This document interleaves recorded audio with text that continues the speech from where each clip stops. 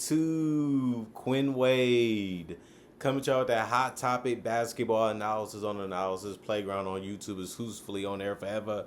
Of course, we're gonna talk about the hottest news this morning. Woke up right to business again.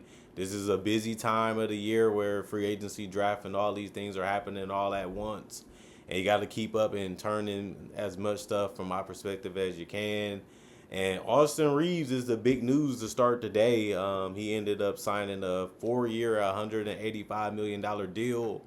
That's not really a surprise at all. We knew that he was going to try to go for as much money as he can get. This is his big payday. And he had a really good season. And he showed that he can help this team or any team that might want him. The Lakers showed that they wanted to keep him. They felt that he was a good fit for this roster and what they're really trying to do. And it's some free agents that aren't on his level or he's just a little bit better than. Obviously, he's going to cost a little bit more for that reason. And at the same time, they couldn't really find nobody better for that we know. They can obviously sign them and trade them in the future. But right now, you definitely want to keep them and try to build around them and see what more you can do with them before you make that decision. But it is a good year because he ended up playing real well during the regular season. Not so much, in my personal opinion, in the playoffs the last 2 seasons. But Reeves did decline a $14.9 million player option for the 26-27 season to become a free agent, which makes sense from his side because of how well he played in the regular season and how well he has played as a Laker the last couple years in the regular season.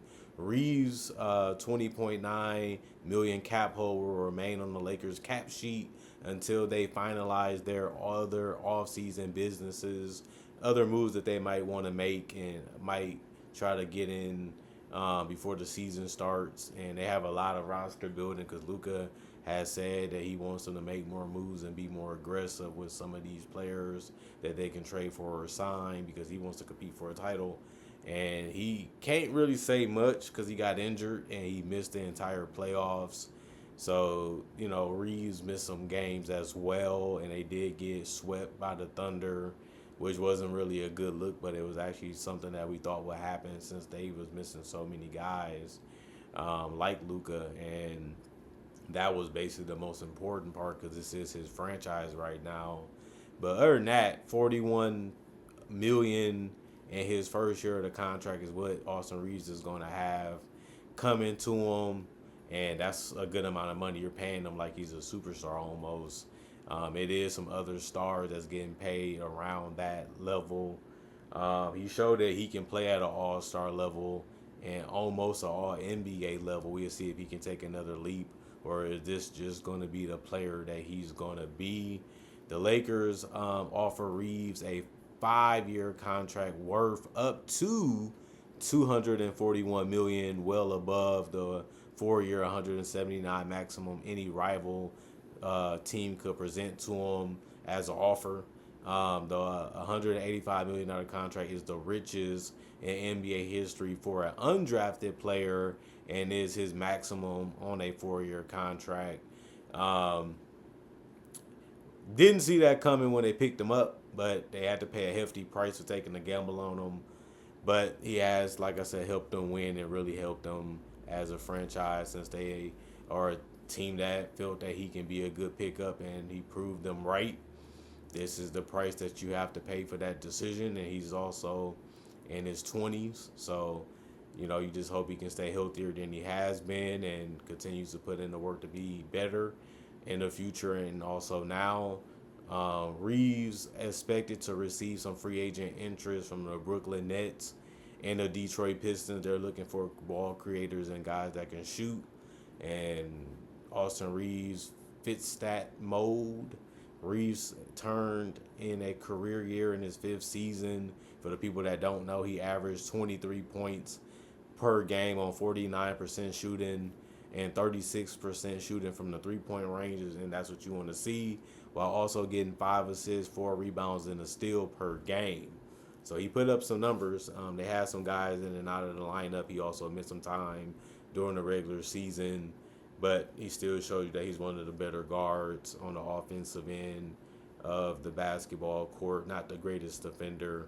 We have seen that in the playoffs. We have seen that throughout his NBA career so far. Something that he is going to eventually have to prove on if he wants to be a starter that's really making a huge difference on the championship team.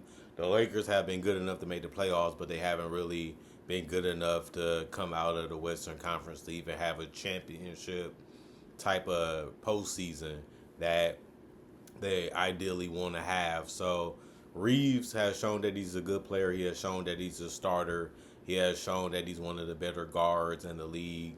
And that's why he got this money, and that's why they was negotiating to get this done. So they got it done, and it was fast. They've been negotiating for a couple months, and they finally was able to reach an agreement, which was basically giving him basically everything that he really wanted financially in this deal. Didn't sacrifice, didn't really take too much less. Like I said, the 5 years probably the thing you look at and say maybe he still can get something close to that if he stays healthy and plays at a high level, because then he will be able to just, after this deal is done, negotiate an extension or before it's even done, and find a way to get more money up front again before the deal is over. So that's something that's going to be an option. That's something that's going to be out there.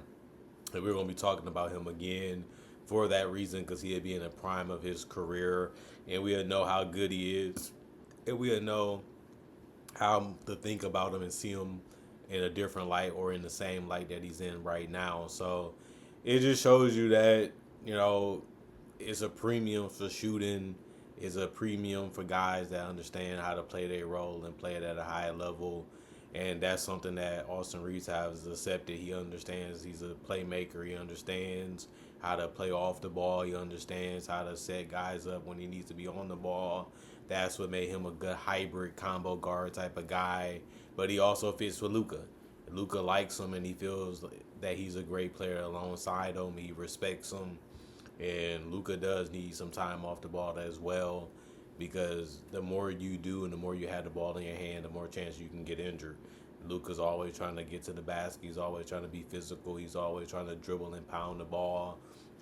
And the more chances you get to get bumped and knocked down, the more chances you do have of getting injured. And Austin Reaves is a guy that has to prove that he can stay healthy, and has to prove that he can actually continue to contribute at a high level. And that's something that they're not questioning. Obviously, giving him this extension, that's just something that he has to do each and every season as an NBA player. And we know that the West is getting more stacked. We know that it's going to be harder to win. And that's why the Lakers have to figure out, is this really going to be the right move 2 years from now, when Luka's getting closer to his prime and he's really going to be determined if they don't get any way of winning the finals or a championship within this next couple seasons.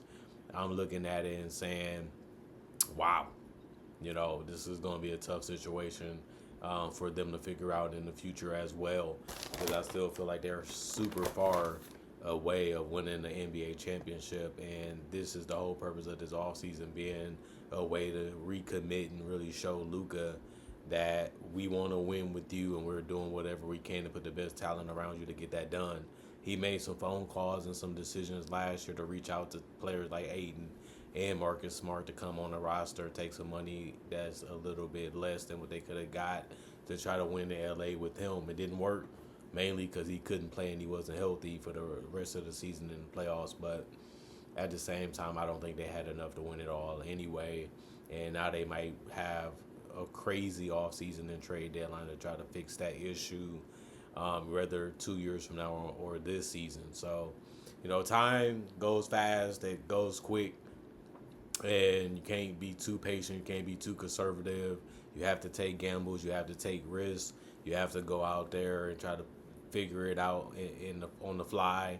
The Lakers already won a championship this decade. They're trying to get another one, and they have a lot of free agents and a lot of guys they got to figure out if they want to keep or they want to let go, while also figuring out what they want to do with the bench, and also what they're going to do with the remaining salary that they have, which isn't much, especially after Reaves, like I said, having a cap hole and also going up in salary with this current roster that they have on paper already that's under contract. So they're going to have to make a lot of tough moves. They're going to have to make a lot of sacrifices to try to win again this decade or even early next decade because Luka is going to be older and then it might not be as effective, it might not be as good to carry you. So I'm just, oh, you still should be in his mid and early 30s, but decline can happen, especially because he's not the greatest athlete and he's not the greatest shooter either at this point in his career. And he's been having some significant injuries that take away his mobility and athleticism away too. On top of that, but this is about Austin Reaves as well. You know, he's a big part of what they do. He's one of their foundation pieces. They prioritize bringing him back. They made it a goal for him to be a part of this roster and we'll see how long he stays. We see how well he plays. We'll see what he adds and tries to develop and evolve as a player in his game. And we'll see if it works out for the Lakers. And other than that, don't forget to comment, like, subscribe, share, hit that notification bell to get that analysis when it first come out. You all stay blessed up. You all stay good. Peace.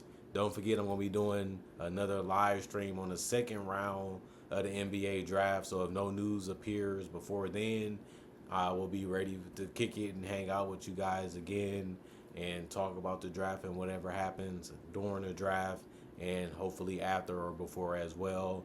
I'm trying to give y'all as much analysis as I can, and I'm doing it on my own, making it on my own, and turning it in on my own. So thank y'all for being loyal and enjoying and loving the content that I make and put out for y'all.